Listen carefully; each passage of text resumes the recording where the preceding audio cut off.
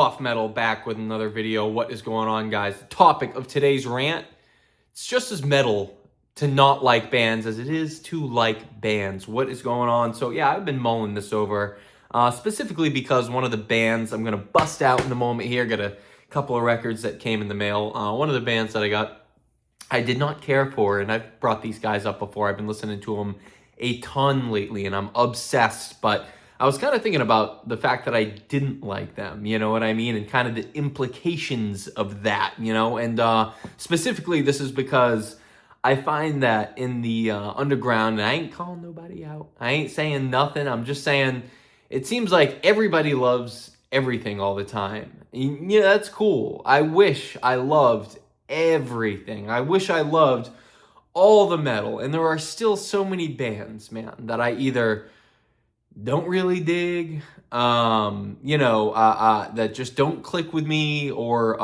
whatever else. And to me, it's just as metal to say, oh, those guys blow, that shit, that shit sucks, as it is to love bands too, because I think you are more, you're not only just defined by what you do like, but you're defined also by what you don't like, right? So people who, metalheads, let's take a Taboo band, for example. Metalheads who love Blood Incantation will always be a little different than metalheads who don't. And it's funny because I sit in the middle of that, where it's like I love their early stuff so much and then really just hate what it is they do now. So I don't know, I'm sentimental. I'll always be sentimental towards those guys to some degree. Like I say, Star Spawn's just one of the greatest death metal albums I've personally ever heard. But there are some bands which, now I'm not going to be able to show you the whole of this album. I'm just going to have to creep it up on screen until I can't bring any more. Here it comes. Ready? I think that's about all I can show. Chronic Corpora Infest. Yeah, dude. Come on, man. I cannot stop playing this album by Disgorge, man. And I'll tell you this. I hated it the first time I heard it, man. I was like, man, this is that diarrhea gore grind shit that people go crazy over for no reason. And for a long while, I held that belief, especially because I like the other Disgorge. Now, I almost feel like I need to make a video on the whole Disgorge versus Disgorge thing, because I think it's extremely smooth-brained, and it was a dumb take even on my end, where both the bands are so radically different from each other. They are not alike whatsoever, and to pretend like they are is foolish just because they share the same name, I think it's kind of a dumb take, but holy balls is Chronic Corpora one of the best death metal albums I've ever heard, and it's not even close, man. But it's funny to think that for so long I was just like, And also, I will say this, as far as this pressing goes, you know the deal, guys. I was very I don't want to say off-put or whatever, but yeah, kind of, by Corpse Gristle being on here. I was like, I got burned by some Corpse Gristle pressings, specifically the Repudiation I thought sounded kind of like ass, and there's another one where I had to like turn it up and shit, like to max volume. I can't remember, but regardless, man, I was very weary to buy Corpse Gristle. But I like to, give second chances or whatever. And anytime I see this on there, Burning Dogma, they're on the Dead End reprint, the Feast on the Flesh of the Dead as well.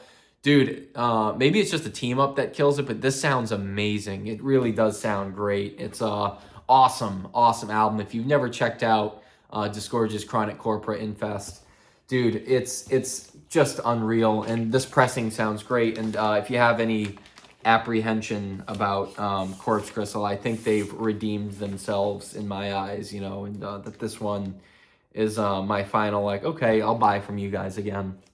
Now, yeah, man, it's funny though, like for a while, and I still am to some extent, especially with the doo-doo, overly gory gore grind, especially if there's caca, all right? I'm not touching it.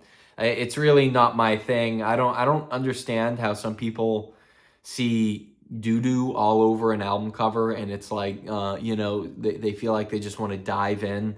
I was that way to another band I like now, Torso Fuck, like I hated that band, again, just simply based on the album cover of, the one they came up, the Erotic Diarrhea. I wouldn't listen to it, but now, man, I love that album. I think it's phenomenal. So I was proven wrong twice, and it's because Buffmetal's got a weak stomach and mind, I guess. It's not every day. I mean, I think we forget, we get desensitized that it's not every day that you see diarrhea and gore all over album covers. You know what I'm saying? I'm not saying like I don't get a kick out of it. I guess it's kind of funny, but I'm just saying, bro, you make that barrier to entry real steep. But you know, another album I've been playing a lot, I got this one, and I can't believe this is from 1991, man, because it's just so good, man. Convuls' World Without God. This has been one of my favorite albums of the past, I don't know, like, it's one of my newer favorite OSDM albums that I cannot believe it took me until this year to discover. And not for nothing, like, I looked at the album cover and shit and the title, and I was like, looks all right. And, you know, I didn't give it too much of a thought. Relapse Records put this out, and I was like, you know, and then for some reason, I don't know what it was, just the curiosity got the best of me or whatever. I listened to it, and this is one of the heaviest OSDM albums you will ever goddamn hear, dude. There are so many great tracks on here all the way through. It's like, I'm not even going to try and name one, because just play it. Just play the album. You'll be mind blown, and you'll be like, this is from freaking 1991? What? Yeah, blew my mind. But, yeah, dude, I've been loving that album, man. I've been playing that a lot, and it's funny, like, how, again, initially I looked at an album cover like this and was like, oh, man, like, I don't know, looks kind of boring, but, you know, sometimes you just got to turn the brain off, you know, give shit a chance, be a little more open. Even myself, you know, I try to be as open as I can, but I also am weary to endorse stuff and say, oh, I love this, man. These guys are, like, unless I really, really love it. It's just like, I was talking to the boys, Eric and James, and they were like, dude, you got to start talking about Immolation a bit on the channel. You've been listening to them, or Eric said that, you know, and I was like, dude, like, I can't talk about them yet. I haven't listened to it enough. I don't own anything, and I also, like, only listened to Dawn of Possession, like, one album. You know, I don't feel I can talk about it yet, you know. I haven't formed much of an opinion, and that's where I stand with a lot of stuff, you know what I mean, where it's like, even if I don't like something, it's just because it's not like I'll hate it forever, you know what I mean? It